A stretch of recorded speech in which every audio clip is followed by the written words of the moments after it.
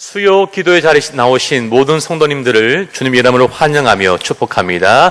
우리 옆병심과 함께 이렇게 인사하겠습니다. 참 잘 오셨습니다. 큰 은혜 받길 소망합니다. 참 잘 오셨습니다. 큰 은혜 받길 소망합니다. 네, 감사합니다. 우리는 날마다 인생의 밤하늘을 마주하게 됩니다. 사랑하는 성도님 여러분이 바라보는 인생의 밤하늘의 별빛은 여전히 찬란하게 영롱하게 반짝이고 있는가요?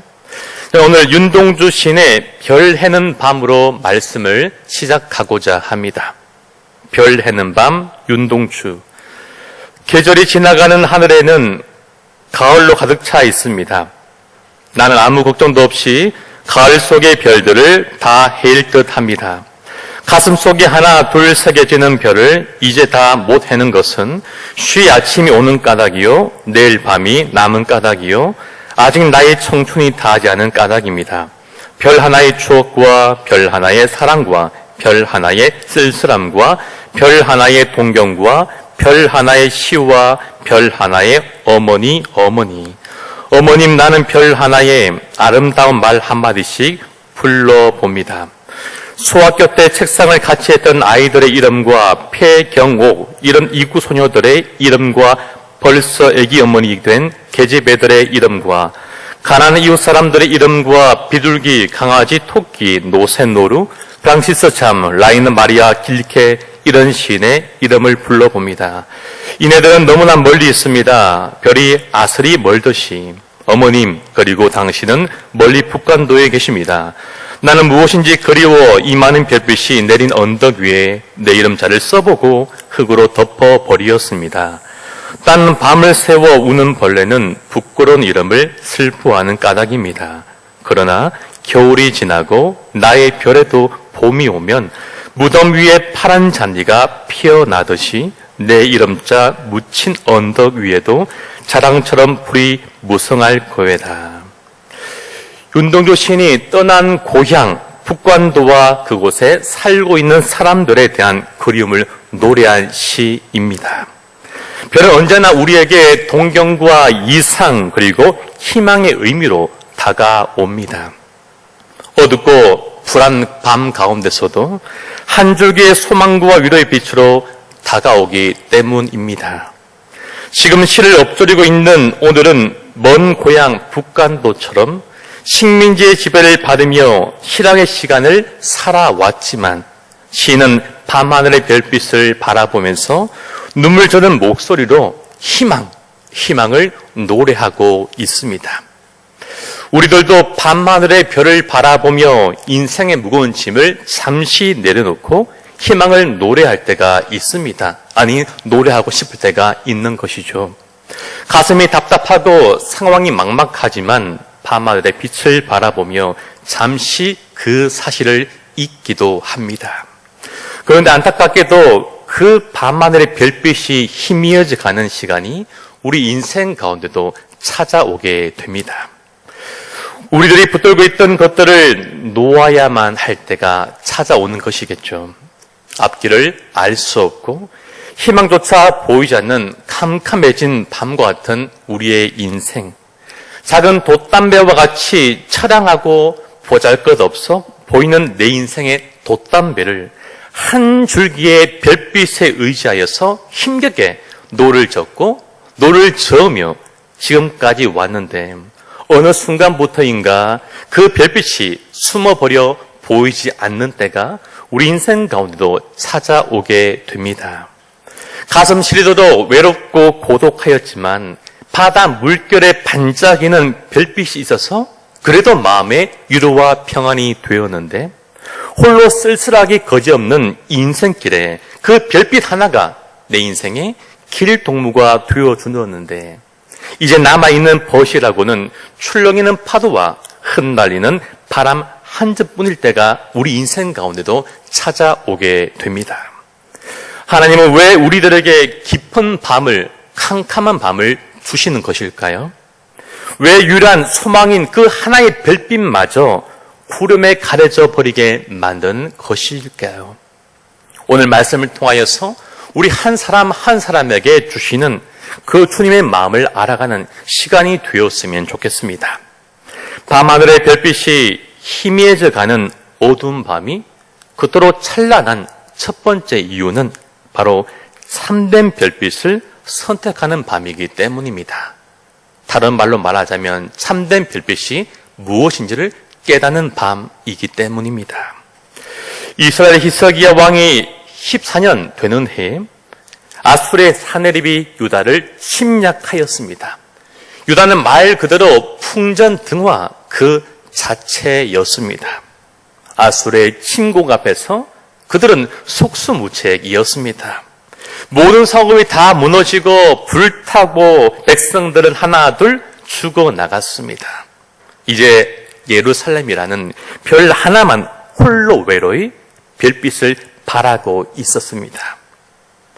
수많은 별빛이 다 그치고 단 하나의 별빛이 희미하게 빛을 발하고 있었던 것이죠.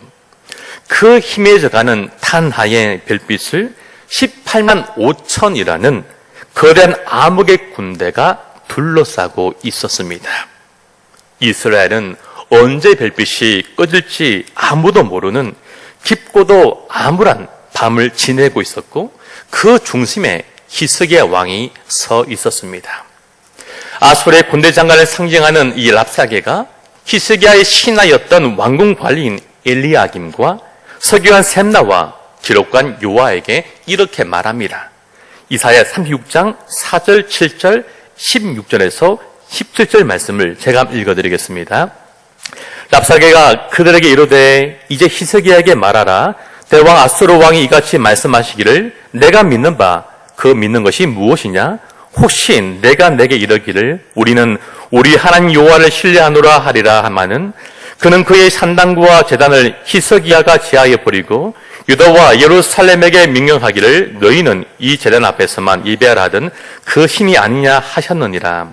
히스기야의 말을 듣지 말라. 아수르 왕이 또 이같이 말씀하시기를 너희는 내게 항복하고 내게 나아오라. 그리하면 너희가 각각 자기의 포도와 자기의 무화과를 먹을 것이며 각각 자기의 우물물을 마실 것이요 내가 와서 너희를 너희 본토와 같이 곡식과 포도주와 떡과 포도는 있는 땅에 옮기기까지 하리라 라고 말합니다. 랍사게는 이스라엘 향하여서 너희 하나님이 너희를 지키지 못할 것이다. 그러니 어서 항복하라고 하나님과 그들 백성들을 지금 조롱하고 있습니다. 그들을 위협하고 있는 것이죠. 악한 그들은 오늘 너희가 섬길 신을 선택하라고 교만함과 토소가 섞인 말투로 이스라엘과 하나님을 지금 비웃고 있습니다. 사랑하는 성도님 여러분, 오늘 세상은 우리들을 향하여서도 선택을 요구하고 있습니다. 하나님을 섬길지 세상을 섬길지를 선택하라고 말합니다. 중요한 것은 그 중간은 없습니다. 그리고 세상을 선택하면 기름진 고기와 탐스러운 포도와 무화과를 먹고 우물물을 마실 것이라고 그렇게 말합니다. 평안의 강물이 흐르고 생명의 꽃들이 흩날리던 그날에도 그랬죠. 여자에게 뱀이 다정하게 속삭였습니다. 내가 동산 중앙에 있는 나무 열매를 먹어도 결코 죽지 않을 거야. 그리고 그것을 먹는 날에는 너희의 눈이 밝아져서 너희들도 하나님같이 되어 선악을 알게 될 거야 라고 그렇게 말합니다. 달콤한 속삭임으로 여자의 마음을 요동케 만들어 버립니다. 그리고 그 보암직하고 먹음직했던 이 뱀의 유혹에 여자와 아담은 죄를 짓고 말았습니다. 그 결과로 그는 동산에서 쫓겨나게 되었고 또한 하나님으로부터 분리되는 큰 고통을 당해야만 했습니다. 오늘도 사단은 우리의 귓가에 속삭이고 있습니다. 문화라는 옷을 입고요, 돈이라는 장갑을 끼고 권력이라는 키높이 구두를 신고 거짓이라는 마스크로 사악한 입을 가리고 천사의 모습으로 가장하면서 우리들을 날마다 유혹하고 있습니다. 그리고 자신에게 절하면 이 세상의 모든 것을 다 줄 거야, 다 가질 거야, 다 네 거야 라고 그렇게 말하고 있습니다. 너무나 달콤한 유혹입니다. 이거에 합당함을 넘어서 횡재한 기분마저 들게 만들어 버립니다. 그래서 그 유혹이 주는 달콤함을 먹고 많은 사람은 영혼을 빼앗기고 말고 있습니다. 이 글을 하다가 수많은 사람이 모든 것을 다 잃어버리곤 합니다. 사방이 환한 대낮이라면 거부하기 쉽겠지만, 그러나 하나 남은 별빛마저 희미해져 갈 때에 그 유혹을 거절하는 것은 결코 생각만큼 쉽지 않을 것입니다. 하나 남은 희망이 별빛 희미해져 갈 때에 우리는 진짜 중요한 선택과 날마다 맞닥뜨리게 될 것입니다. 두 번째 아담이 되신 예수님은 성령에 이끌려서 사단에게 시험을 받으셨습니다. 권력과 욕망과 인기에 대한 시험을 받으셨죠. 그러나 예수님은 말씀으로, 하나님의 살아있는 능력의 말씀으로 모든 시험을 물리치셨습니다. 권력이 아니라, 욕망이 아니라, 인기가 아니라 하나님을 선택하였고 그 말씀을 선택하셨습니다. 그리고 승리하시고 사단을 물리치셨습니다. 이 세상에 주는 잠깐 동안의 화려한 그런 조명이 아니라 영롱한 진리와 참 하나님을 선택하셨던 것이죠. 우리가 알고 있는 여호수아는 세상과 주님 앞에서 이리 갔다가 저리 갔다가 서성거리고 있던, 아니 그 앞에서 어떻게 알지 못하고 있는 백성들 향해서 이렇게 외칩니다. 여호수아 24장 14절과 15절 말씀. 그러므로 이제는 여호와를 경외하며 온전함과 진실함으로 그를 섬기라. 너희 조상들이 강 저쪽과 애굽에서 섬기던 신들을 치워버리고 여호와만 섬기라. 만일 여호와를 섬기는 것이 너희에게 좋지 않게 보이거든 너희 조상들이 강 저쪽에서 섬기던 신들이든지 또는 너희가 거주하는 땅에 있는 아무리 족속의 신들이든지 너희가 섬길 자를 오늘 택하라. 오직 나와 내 집은 여호와를 섬기겠노라 라고 그렇게 말합니다. 오늘 이 시간에 결단하며 기도하길 소망합니다. 하나님만을 섬기고 다른 것들을 섬기지 않겠노라고 그렇게 고백하는 시간이 되었으면 좋겠습니다. 여호수아의 고백이 오늘 이 밤에 이 자리에 우리 모두의 고백이 되기를 간절히 소망합니다. 오늘도 학교에서 공부하고 있는 자녀들의 고백이, 직장과 삶 속에 지쳐있는 순간에 있는 모든 자녀들의 고백이 여호수아의 고백처럼 나와 내 집은, 내 인생은 오직 여호와만 섬기겠습니다라는 이 고백이 우리 모두의 고백되기를 소망하고 축복합니다. 다니엘은 왕의 명령과 그들이 만든 불완전한 법 앞에, 불법 앞에 타협하지 않았습니다. 세상이 주는 칭찬과 명예와 달콤함과 영광을 취하지 않았습니다. 그것이 주는 화려함과 안락함에 절하지 않았고 입맞추지 않았고 포옹하지 않았습니다. 오히려 주님 앞에 엎드려 기도함으로 나아갔습니다. 그런 사자굴에 들어갈 때도 당당하고 고귀하게 자신을 기다리는 어둠 앞에서 이렇게 찬양하며 나아갔을 것입니다. 내 마음에 주를 향한 사랑이 나의 말엔 주가 주신 진리로 나의 눈에 주의 눈물 채워주소서. 내 입술의 찬양의 향기가 두 손에는 주를 담은 섬김이 나의 삶의 주의 흔적 남게 하소서. 하나님의 사랑이 영원히 함께하리. 십자가의 길을 걷는 자에게, 순교자의 삶을 사는 이에게 조롱하는 소리와 세상 유혹 속에도 주의 순결한 신부가 되리라. 내 생명 주님께 드리리. 이 찬양의 고백이 우리의 찬양이 되기를 간절히 바랍니다. 하나님만이 우리 주인 되시고 왕으로 선택하고 그래하여 하나님의 온전한 보호하심과 다스림 받는 우리의 삶과 인생이 되기를 주님 이름으로 소망하고 간절히 축복합니다. 밤하늘의 별빛이 희미해져가는 밤이 은혜로운 두 번째 이유는 하나님께 엎드려 기도하는 밤이기 때문입니다. 우리 이사야 37장 14절과 15절의 말씀을 함께 읽도록 하시겠습니다. 히스기야가 그 사자들의 손에서 글을 받아보고 여호와의 전에 올라가서 그 글을 여호와 앞에 펴놓고 여호와께 기도하여 이르되 아멘. 오늘 전쟁과 조롱과 멸망의 위협 앞에 있는 히스기야 왕은 사람들에게 나아가지 않았습니다. 적들에게 항복한 것도 아닙니다. 애굽에게 도움을 요청하지 않았습니다. 그는 하나님께로 그 밤에 나아갑니다. 하나님의 전에 나아가 겸손하게 엎드렸습니다. 자신들과 하나님을 향한 조소와 위협을 담은 그 편지를 하나님 앞에 펼쳐놓고 엎드려 기도했다라고 오늘 성경 그렇게 기록하고 계십니다. 어떤 기도였습니까? 이사야 37장 16절과 17절 그리고 20절의 말씀을 우리 함께 읽겠습니다. 그룹 사이에 계신 이스라엘 하나님 만군의 여호와여,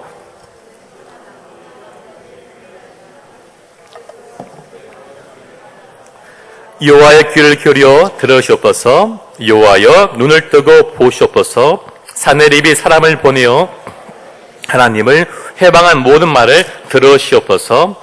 우리 하나님 여호와여, 이제 우리를 그의 손에서 구원하사 천하 만국이 주만이 여호와이신 줄을 알게 하옵소서 하니라. 아멘.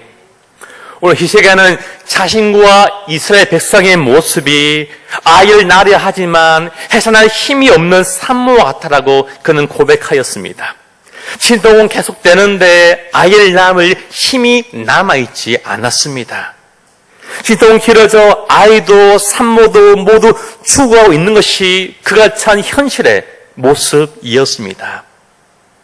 그는 자신의 연약함을 인정하였습니다. 자신의 실수를, 자신의 부족함을 그는 철저하게 인정합니다. 그리고 자신들의 유한함과 부족함과는 결코 비교할 수 없는 하나님의 영원하심과 전능하심과 전지하심을 그가 의지하며 나아갑니다. 그는 창조자 하나님을 찬양합니다. 그리고 자신의 모든 짐을 하나님 앞에 풀어놓고 있습니다. 이런 자신이 들고 있는 수많은 인생의 짐들을 하나하나 펼쳐 보여드리고 있는 것이죠. 그리고 모든 상처와 아픔과 그의 마음을 하나님께 남김없이 고백하고 있습니다. 우리는 때로 기도를 하찮게 여길 때가 많이 있습니다. 어떤 사람은 기도는 약한 사람이 하는 거야 라고 그렇게 생각하고 말하기도 합니다. 다른 것들 다 해볼 대로 다 해본 후에 마지막에 하는 것이 기도다라고 생각하기도 합니다. 기도하러 간다라고 말하면 때론 다른 사람이 나를 어떻게 볼까라고 생각하기도 하고 나의 기도 제목이 다른 누군가에게 알게 될까봐 두렵기도 합니다. 기도하고 있으면 어떤 누군가에게 아무것도 하고 있지 않는 거 아니야 라는 말을 듣기도 하죠. 그러나 하나님께 나아가는 것은 부끄러운 일이 아닙니다. 우리가 약해야 주님이 일하십니다. 우리가 가장 약할 때가 가장 강할 때입니다. 하나님의 사람이 가장 아름다울 때가 언제입니까? 약할 때. 하나님의 사람은 약할 때 가장 아름다운 모습입니다. 더 아름다운 것은 내가 약함을 알고 하나님께 나아갈 때가 그 사람에게 있어서 가장 아름답고 가장 빛나는 시간임을 믿으시길 축복합니다. 고린도후서 12장 10절 말씀 함께 읽어볼까요? 그러므로 내가 그리스도를 위하여 약한 것들과 능력과 궁핍과 박해와 공고를 기뻐하노니 이는 내가 약한 그때에 곧 강함이라. 아멘. 이런 찬양 아십니까? 날이 저물어 갈 때, 빈들에서 걸을 때, 그때가 하나님의 때, 내 힘으로 안 될 때, 빈손으로 걸을 때, 내가 고백해 여호와 이래. 주가 일하시되, 주가 일하시네. 주께 아끼지 않는 자에게, 주가 일하시네, 주가 일하시네. 신뢰하며 걷는 자에게. 우리 모인 이곳에 주님 함께 계시네. 누리네 아버지 은혜. 적은 떡과 물고기 내 모든 걸 드릴 때 모두 고백해 여호와 이래 주가 일하시네 주가 일하시네 주께 아끼지 않는 자에게 주가 일하시네 주가 일하시네 신뢰하며 걷는 자에게 신뢰하며 걷는 자에게 신뢰하며 걷는 자에게 오늘도 우리의 약함을 인정하고 강하신 하나님을 의지하는 자를 위해서 하나님은 오늘도 일하고 계십니다. 어느 날 한 여성이 일을 마치고 늦은 밤 집으로 가는 길에 한 낯선 남자가 계속 따라왔다고 합니다. 순간 겁이 나기 시작했습니다. 두려웠던 것이죠. 그래서 발걸음을 재촉했습니다. 그러자 따라오던 발자국 소리도 함께 빨라져 갔습니다. 휘파람을 불고 위협하며 조롱을 하였습니다.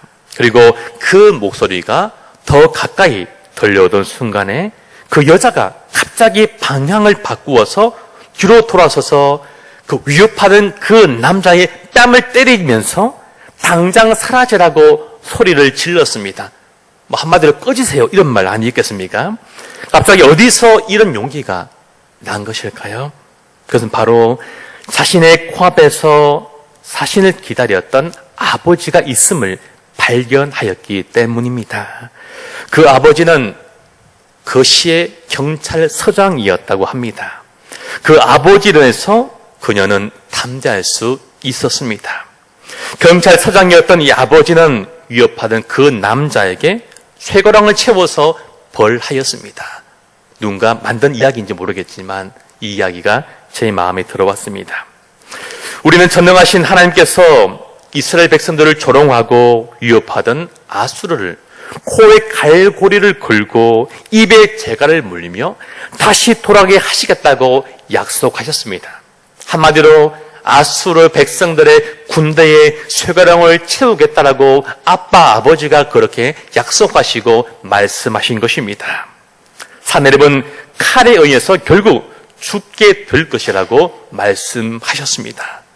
레바논의 거대한 숲을 헤치고 애굽을 정복한 그들이었지만 배를 짊어지고 높은 산을 거침없이 올라가던 그들이었지만 마른 땅을 파서 샘을 만들었던 그들이었지만 그러나 그들은 하나님 앞에서 약한 백성들의 약한 적들에 불구하였습니다.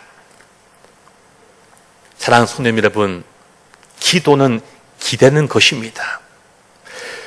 24개월 안 된 아들이 한 번씩 그냥 높은 곳에서 높아봤자 고작 뭐 쇼파 높이 정도 되지 않겠지만 의자나 책상, 쇼파 같은 높은 곳에서 그냥 뛰어내리려고 할 때가 있습니다. 그리고 그냥 달려와서 아버지 품에 안기려 할 때도 있습니다. 겁도 없이 그 땅이 얼마나 단단한지 그 땅에 떨어지면 머리가 아프고 혹이 나는 것을 알지 못한 그 아들이 그냥 무작정 아버지에게 뛰어오거나 또는 아버지를 믿고 그냥 뛰어내릴 때가 있음을 발견하게 됩니다. 저는 이것이 믿음이다라고 생각합니다. 사랑하는 성도 여러분, 많은 사람들은 흔들리는 세상의 담벼락에 의지하며 하루하루를 살아갑니다. 언젠가 무너지지 않겠습니까? 그러나 우리는요, 우리의 산성이 되시고 힘이 되시는 우리 아버지의 팔에 기대며 살아가야 하는 존재이며 백성들입니다. 우리가 어디서 뛰어내리든지 어디에서 달려 안기든지 하나님은 강하신 팔로 우리 모두를 감싸시고 보호하시기 때문입니다. 고향말을 지키는 오래된 고목나무처럼 우리를 언제까지 기다리시는 주님의 그늘 아래서 우리는 하늘을 보고 진정한 쉼을 누릴 수 있게 됩니다. 목욕탕에 한 번씩 가면 이런 문구를 쉽게 발견하게 됩니다. 물론 요즘은 잘 보이지 않는 것 같습니다. 맡긴 물건만 책임집니다. 카운터에 맡긴 물건만 책임집니다라는 굵은 글씨의 글자를 한 번씩 보곤 합니다. 그렇습니다. 우리의 문제와 아픔을 내가 가지고 있으면 끝까지 내 문제고 내 아픔이 됩니다. 그러나 나의 문제였던 것을, 나의 어려움이었던 것을 하나님께 맡길 때에 더 이상 내 문제와 내 아픔이 되는 것이 아니라 하나님의 문제와 하나님의 아픔이 됩니다. 주께 맡기면 주께서 이루신다라고 우리에게 앞서서 수없이 말씀하셨고 수없이 우리에게 약속해 주셨습니다. 오늘도 하나님은 우리의 아픔을, 우리의 문제를 가져오라고 우리에게 말씀하고 계십니다. 그 문제를 숨기지 말고 낱낱이 펴서 보여라고 말씀하고 있습니다. 우리 모든 짐을 당신 앞에 내려놓기를 원하시고 계십니다. 수험생 자녀의 성적표를 하나님께, 우리의 건강 진단서를 하나님께 내려놓으라고 말씀하십니다. 그때 하나님이 보시고 하나님이 들으실 것입니다. 하나님은 지금도 우리가 어둠의 깊은 밤을 통해서 하나님께 더 한 발자국 나아가기를 원하시고 계십니다. 어려움을 통해서 멀리 떠났던 당신의 백성이 다시 돌아오기를 원하시고 계십니다. 예전에 신방을 하면서 참 안타까운 사연을 듣게 되었습니다. 한 부부 성도님이 교회를 처음으로 등록하셨는데 이 사연을 돌아보니까 자신의 아들이 유럽에서 살고 있었는데 그 청년 아들이 사고였던지 질병이었는지 그것을 여쭤보지 못했지만 결국 죽게 되었다는 이야기를 들었습니다. 그리고 아들의 죽음 때문에 주님을 떠났던 그 부부가 다시 돌아와서 신방을 받았던 기억이 있습니다. 하나님은 우리의 아픔을 통해서, 인생의 어둠을 통해서 우리를 부르실 때가 있고 또 당신께로 인도하실 때가 있습니다. 예전에 수험생 신방을 한 적이 있습니다. 수험생 신방을 하는데 그 부모님을 신방하신 거죠. 그 성도님은 신앙생활을 하신 지가 오래되지 않았지만 마음이 주께로 향해 있었고 은혜를 간절히 사모하는 성도님이었습니다. 주님을 알지 못하던 자신의 수험생 딸이 처음으로 엄마를 따라서 철학 예배를 나오게 되었습니다. 말씀을 들어도 잘 이해가 가지 않았지만, 그러나 믿지 않았지만 엄마 따라 나와서 기도하고 또 찬양을 하는 가운데 하나님이 그 딸을 만져주셨고 위로해 주셨다라고 그 딸이 엄마를 통해서 이야기하는 것을 듣게 되었습니다. 그리고 그 모습을 보고 있던 믿지 않는 남편도 그 딸을 보면서 나도 언젠가 교회에 나와야 되겠다라고 말했노라고 그렇게 신방하는 동안에 성도님 입술을 통해서 그 이야기를 들은 적이 있습니다. 사랑하는 성도 여러분, 학교 앞까지 바라주는 그 고급 자가용에 내려진 창문 틈으로는 우리 주님이 보이지 않습니다. 이리저리 돌리되는 TV 브라운관에 주님의 얼굴은 보이지 않습니다. 쌓여가는 통장 잔고에 주님의 이름은 기록되어 있지 않습니다. 펜트하우스에서 감미로운 음악 소리에 주님의 음성은 들리지 않는 것입니다. 그렇습니다. 우리 인생의 별빛이 희미해져 갈 때야 비로소 우리는 참내 주님 앞에 나오게 됩니다. 그때 진짜 진리가 무엇이고 진짜 생명이 무엇이고 진짜 인생의 별빛이 무엇인지를 우리 인생 가운데 별빛이 희미해져가고 꺼져야지만 우리 그때 비로소 깨닫게 되는 것이고 참된 은혜를 맛보게 됩니다. 그리고 자신과 가정이 내 거라는 그 착각의 껍데기를 마침내 벗어버리게 되는 것이죠. 그리고 더 주님을 향하여서 나비처럼 날아오게 됩니다. 우리는 우리가 가진 모든 것이 언제나 내 것이라고 생각하니까 늘 문제에 얽매이게 됩니다. 늘 그것이 잃을까봐 두렵습니다. 내 돈 잃을까봐 두렵고 내 재산 잃을까봐 두렵고 내 자식들 잃을까봐 내 회사 잃을까봐 늘 두려운 것이죠. 세상이 주는 성공과 인기와 돈의 껍데기 갇혀서 참된 자유함과 기쁨을 우리는 누리지 못할 때가 참 많이 있습니다. 그리고 하나님을 바라보지 못하게 됩니다. 그러나 내 몸의 질병으로 수많은 힘든 치료 과정을 건너면서 항암 치료를 받기도 하고 때로는 추적 검사를 하고 수없이 팔에 발에 주사바늘을 꼽고 피를 뽑고 사진을 찍고 검사를 하면서 그때 우린 비로소 내 몸이 내 것이 아니고 내 건강이 언제까지 내 건강 아님을 우리 그때 비로소 깨닫게 됩니다. 사업의 실패를 경험하면서 우리는 우리의 회사가 내게 아닌 것을 그때 비로소 깨달아 알게 됩니다. 취업의 수많은 쓴잔을 마시면서 내 청춘이, 내 인생이 내 것이 아님을 알게 됩니다. 자녀의 멈춰야 하는 그 방황을 눈 뜨고 바라보면서 아무것도 할 수 없는 자신과 아내와 남편을 바라보면서 그때 내 자식이 내 것이 아니라 주님의 것임을 비로소 깨달아 알게 되는 것이죠. 그때 우리는 이런 고백합니다. 욥기 1장 21절 말씀 함께 읽어보실까요? 이르되 내가 모태에서 알몸으로 나와 싸운즉 주신이도 여호와시요 거두시도 여호와시니 여호와 이름이 찬송을 받으실지이다 하고 아멘. 우리는 이 사실을 깨닫고 비로소 하나님께로 한 걸음 한 걸음 더 가까이 나아가게 됩니다. 밤하늘의 별빛이 희미해져 가는 아사로운 그 세 번째 이유는 바로 하나님으로부터 참된 위로를 받는 밤이기 때문입니다. 밤하늘의 별빛이 희미해져 가는 그 밤이 따사로운 이유는 하나님으로부터 참된 위로를 받기 때문이죠. 우리 읽었던 본문의 말씀을 마지막으로 함께 읽기 소망하는데요. 우리 30절부터 32절까지의 말씀을 한번 읽어보시겠습니다.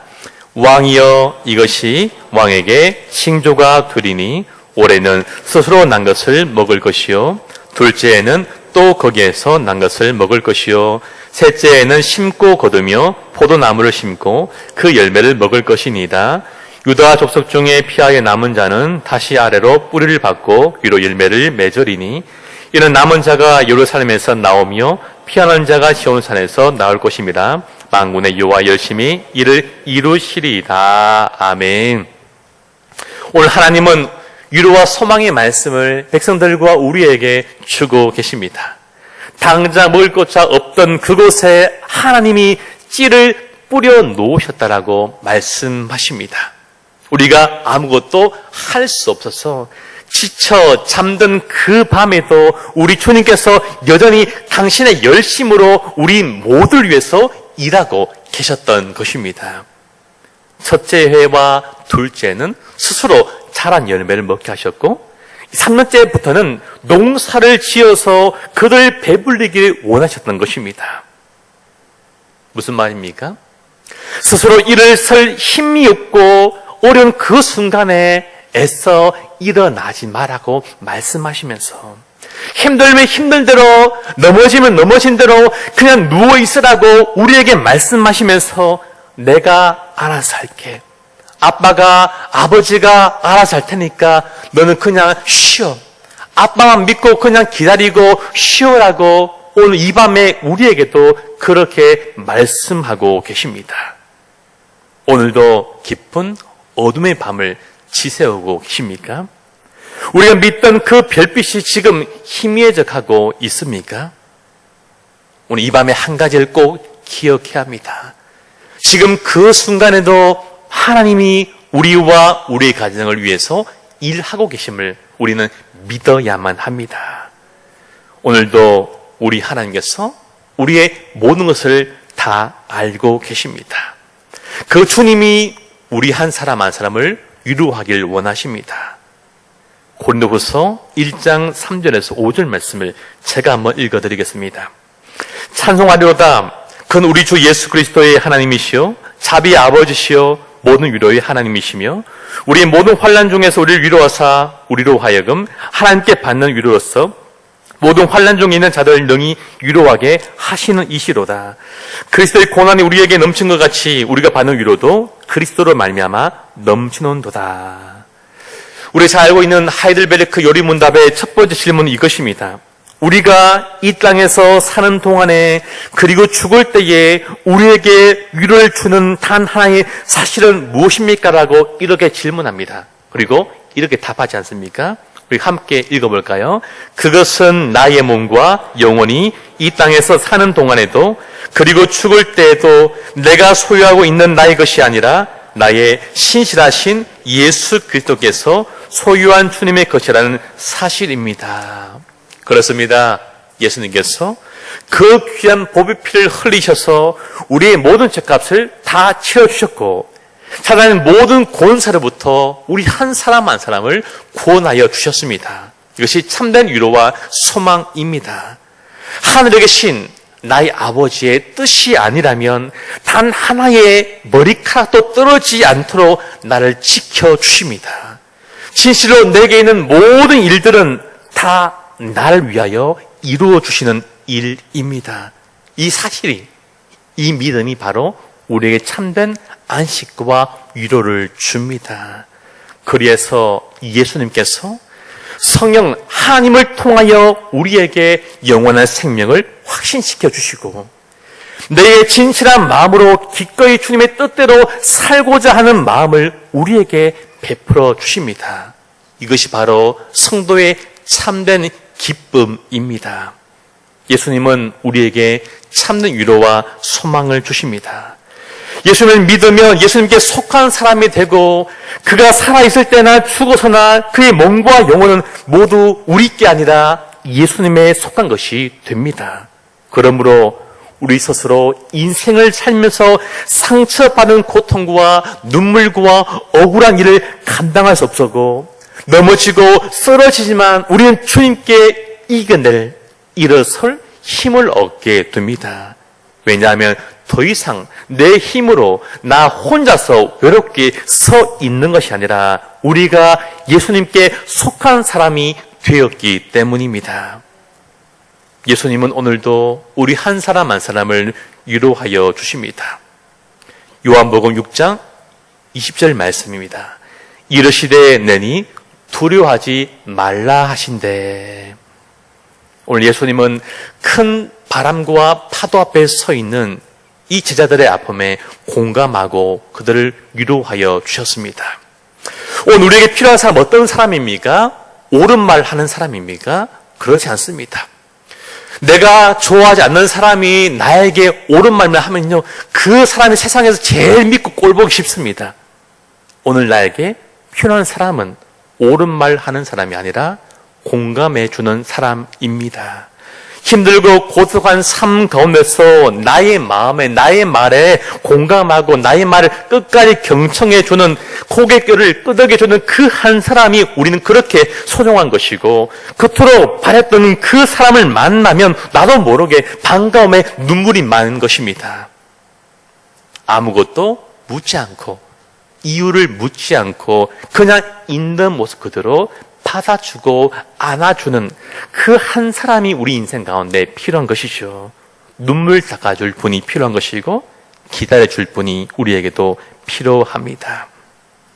주 나의 모습 보네, 상한 나의 맘 보시네, 주 나의 눈물 안에 홀로 울던 맘 아시네. 세상 소망 다 사라져가도 주의 사랑은 끝이 없으니 살아가는 이 모든 것이 주 은혜임을 나는 믿네. 주님의 참된 유로의 은혜가 이 밤에 우리에게 충만하기를 간절히 바라고 소망합니다. 말씀을 맺겠습니다. 눈먼 새의 노래라는 고 강영우 박사님의 삶을 그린 드라마가 있었습니다. 책도 있죠. 비록 사고로 그의 시력은 잃어버렸지만 그 어둠 속에서 마음으로 예수님을 바라보게 되었고 예수님을 찬양하는 아름다운 삶을 살아갈 수 있었습니다. 그 노래소리는 결코 구슬프지 않았고 오히려 참 아름다웠습니다. 아름답고 가치 있는 인생을 고 강영우 박사님은 살아갔습니다. 자신 앞에 있는 별들이 사라지니까 마침내 주님이 보였고 주님이 진짜 별임을 이 박사님이 알게 되었습니다.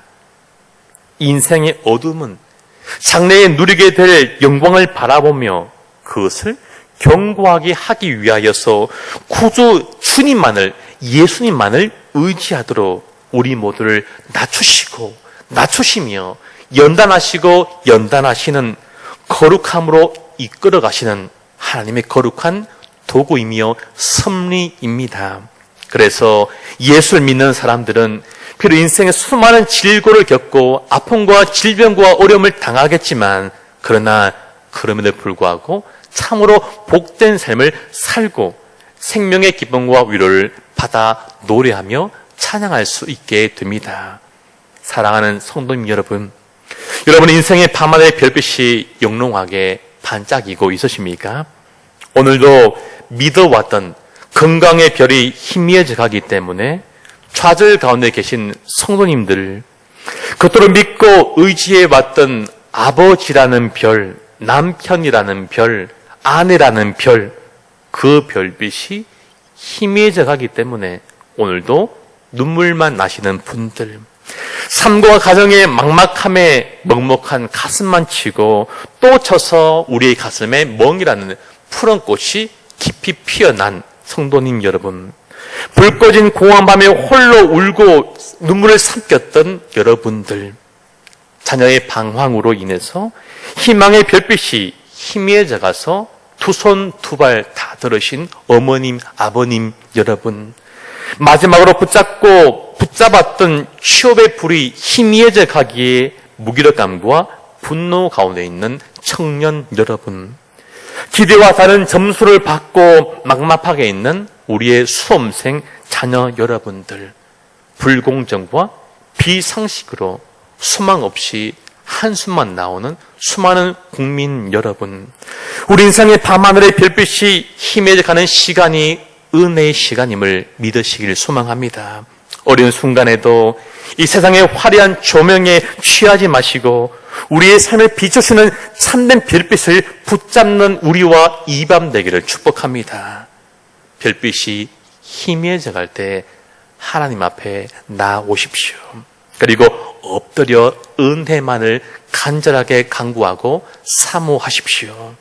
하나님께 무릎 꿇는 자는 세상에 결코 무릎 꿇지 않습니다. 우리 무릎이 낙타 무릎이 되어야 하는 이유입니다. 우리의 눈가에 눈물이 마르면 안 됩니다.